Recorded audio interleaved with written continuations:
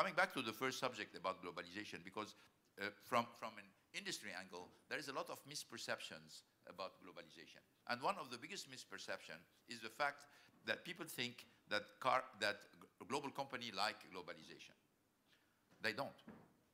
They don't. And I'm going to tell you why. Because when we look at, and I'm going to tell you why we don't like globalization, because globalization is tough on whoever produces.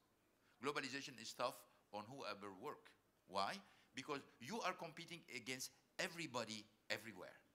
There is, I mean, life is obviously much easier if you have less competition, or if you have no competition at all. This is usually where you can gain market share easily, where you can make money much easily if you are alone in a market, or you are against some local competition or a weak competition. And when you look at car makers' profitability, usually car makers' profitability is in a certain way higher in protected market. It's obvious. So in a certain way, even though we think and we support globalization because it opens a lot of market for us, globalization is very demanding on whoever produces. And globalization is at the benefit of whoever consumes. This is the way it goes. So putting walls on globalization, raising protectionism is going to be on detriment of the consumer and to the benefit of the producer in a certain way. That's the way it goes. So, and the risk is that at the end of the day, the limitation on globalization is going to end up being paid by the public and the consumers in all the markets of the world. It's not only emerging markets are going to pay the price of it. Public in developed markets are going to be the price of it through inflation and no access to the latest technology, etc. And it's going to make life easier for the workers and the producers and the companies, because in a certain way, you know, when you have to compete with less companies and when you have less product competing against you, it's much easier.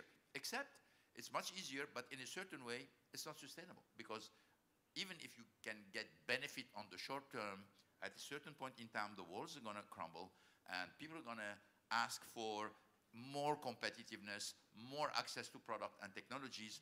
And if you have fallen to the illusion that you're going to be able to be profitable and live and grow easily, you're going to pay a high price for it. I mean, I have a great example.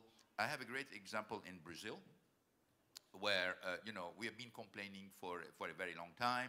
You know, Brazil has a lot of still protectionist walls, and we were complaining on the fact that the steel in Brazil is very expensive, etc., etc. Why? Because it was protected. You know, every time an industry is protected, it becomes lazy, because you have no competition. You don't have to make efforts. You don't have to go to the extra mile. You start to be complacent with your unions. You start to be complacent with your people. And at the end of the day, making money without making efforts is the dream of everybody. Okay? Except that the only way to avoid that is just open the doors and allow global competition to make sure that everybody's standing on your toes. And this is one of the main reasons for which I think globalization has a lot of foes, but also it has a lot of supports, except that the foes are obvious. The people who don't like globalization are, well, they know exactly why they don't like globalization, and the people who benefit from globalization are not very conscious of it until they see the bad consequences of the limits you're putting on globalization.